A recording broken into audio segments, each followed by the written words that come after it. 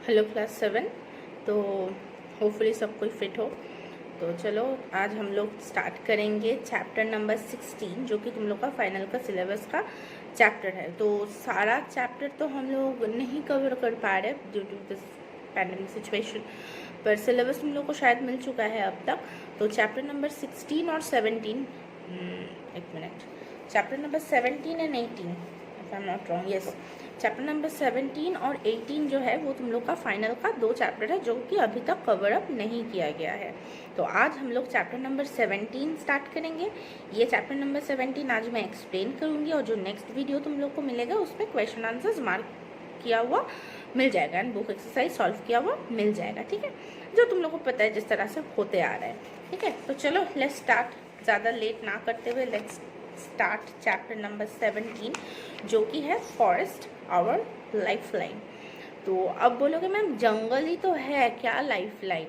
तो अगर ये चैप्टर हम लोग पूरा अच्छे से पढ़ेंगे या एंड समझेंगे तो पता चलेगा कि फॉरेस्ट कितना इम्पोर्टेंट है सब कुछ के, मतलब ये पूरा अर्थ के लिए फॉरेस्ट कितना इम्पोर्टेंट है, ठीक है।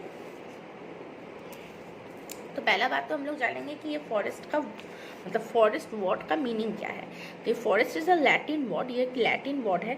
तो लैटिन वर्ड फोरिस से ये डिराइव किया गया है। तो फोरिस का मतलब है आउटसाइड या फिर outdoor, away from the civilization, जो कि घर में नहीं है, घर से दूर, जहाँ पे इंसान लोग रहता है, सिविलाइजेशन में जो जगह है वो जगह से दूर। फॉरेस्ट वर्ड का मतलब है सिविलाइजेशन से दूर, घर से बहुत दूर, आउटडोर, ठीक है। तो ये गया फॉरेस्ट वर्ड का मतलब। तो forest are home to different kind of trees, shrubs, herbs, climbers, creepers etcetera. तो फॉरेस्ट हम लोग के लिए घर नहीं हो सकता पर बहुत सारा प्लांट एनिमल्स के लिए फॉरेस्ट ही वो लोग का घर होता है, ठीक है। Forest are home to many kinds of birds and animals to.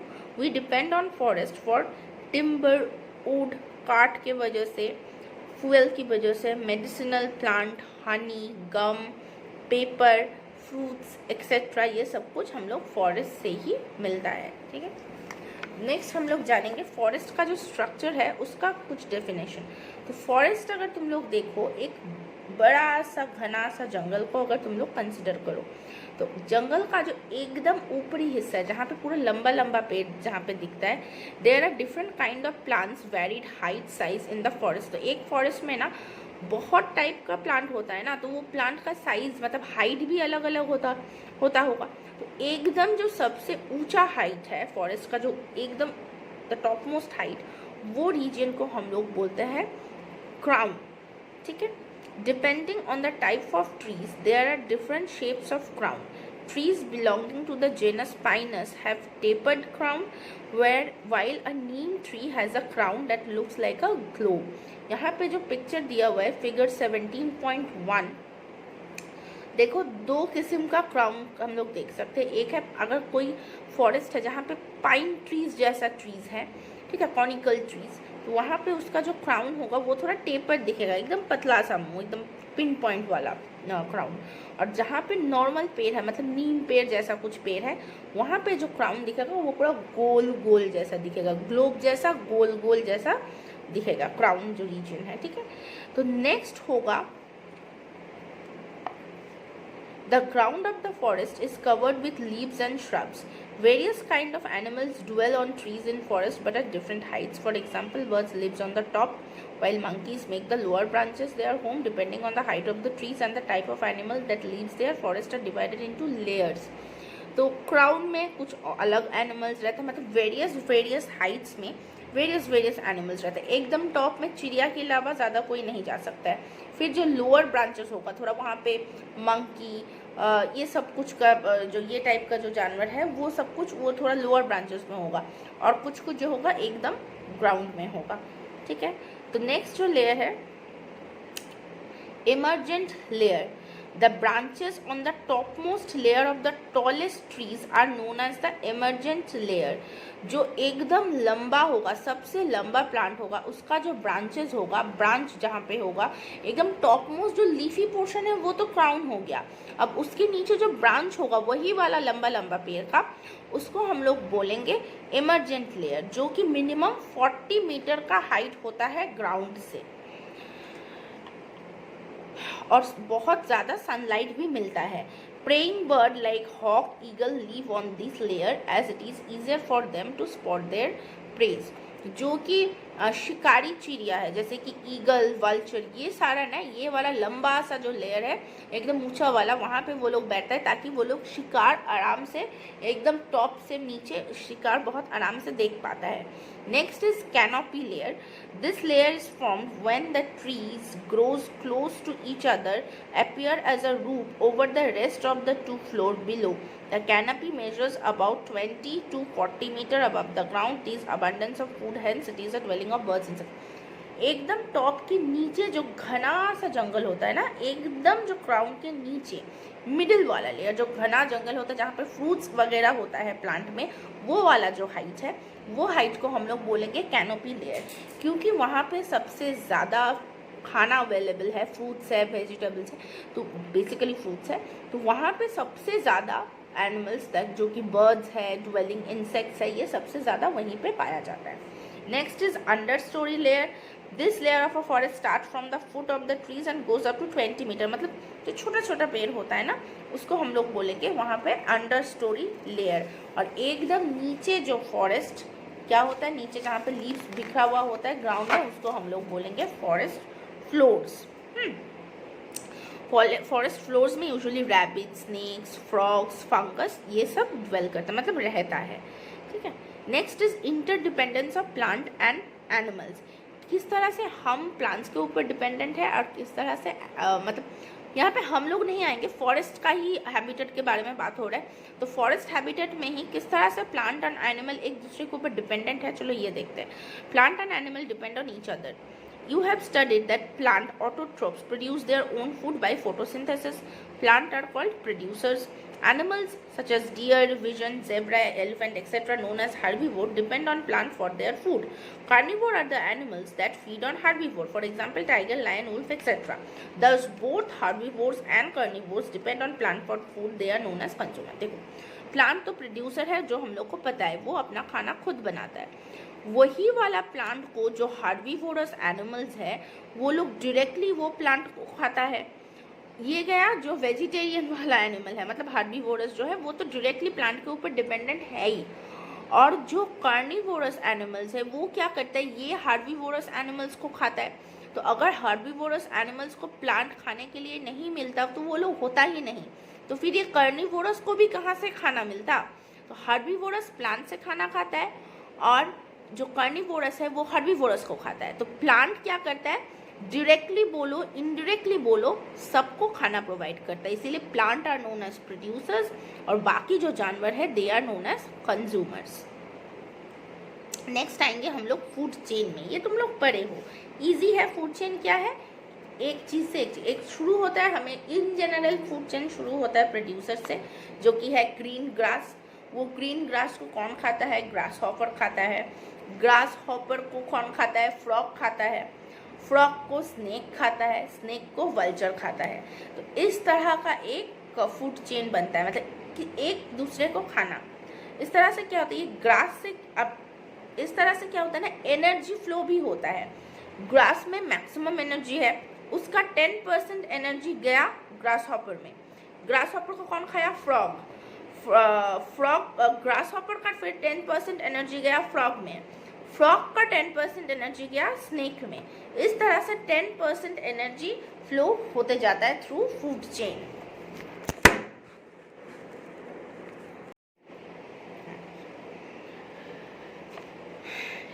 उसके बाद तो ग्रास यहाँ पे प्रोड्यूसर है, ग्रास से शुरू हो रहा है. नेक्स्ट ग्रास को कौन खा रहा है, ग्रास हॉपर खा रहा है. तो ग्रास हॉपर को हम लोग बोलेंगे प्राइमरी कंज्यूमर. उसके बाद ग्रास हॉपर को खा रहा है फ्रॉग, फ्रॉग को बोलेंगे सेकेंडरी कंज्यूमर. और फ्रॉग को खा रहा है स्नेक, उसको हम लोग बोलेंगे टर्शियरी कंज्यूमर, ठीक है। फिर हम लोग देखेंगे कुछ ग्रुप ऑफ एनिमल्स, जो एनिमल्स प्लांट और एनिमल दोनों खाता है उसको हम लोग बोलते हैं ओमनिवोर। जो एनिमल प्लांट भी खाता है एनिमल्स भी खाता है उसको हम लोग बोलेंगे ओमनिवोर। जो एनिमल मरा हुआ प्लांट या एनिमल खाता है उसको हम लोग बोलेंगे स्कैवेंजर्स। और जो कि यही स्कैवेंजर क्या करता है, वो मरा वाला प्लांट या एनिमल जो खाता है उसका जो छोटा छोटा टुकड़ा गिरा हुआ होगा, वो छोटा छोटा टुकड़ा मिट्टी के साथ जो मिलता है इसको हम लोग बोलते हैं डिकम्पोजिशन। तो ये डिकम्पोजिशन कौन करता है, वायरस, बैक्टीरिया एंड फंगस, ठीक है। मतलब एकदम छोटा छोटा प्लांट का हिस्सा, एनिमल्स का मरा हुआ हिस्सा, उसको भी मिट्टी के साथ मिला के डिकम्पोज कर देता है। तो इस तरह से होता है साइकिल ऑफ न्यूट्रिएंट। प्लांट का जो एनर्जी है इस तरह से ही पूरा एनिमल ग्रुप में वो धीरे धीरे स्प्रेड होना स्टार्ट कर देता है, ठीक है। Next is food web. Food web क्या है, कुछ नहीं है, यहाँ पे एक डायग्राम है देखो। मतलब एक चीज को बहुत कोई खा सकता है ना। प्लांट को देखो, प्लांट का अगर पिक्चर देखो, प्लांट से बर्ड गया, फिर प्लांट से ग्रास हॉपर भी गया, ठीक है। फिर ग्रास हॉपर फ्रॉग खाता है, फ्रॉग को स्नेक खाता है। फिर यहाँ पे फ्रूट्स है जो रैट को खाता है। अब स्नेक देखो फ्रॉग को भी खाता है, स्नेक रैट को भी खाता है, ईगल स्नेक को खा रहा है। तो इस तरह से ईगल रैट को भी खाता है। मतलब एक चीज की एक ही जन को खाएगा नहीं, एक चीज बहुत कुछ खा सकता है ना। तो इस तरह से मतलब बहुत सारा फूड चेन का एक जगह में मिल जाना, उसको हम लोग बोलेंगे फूड वेव।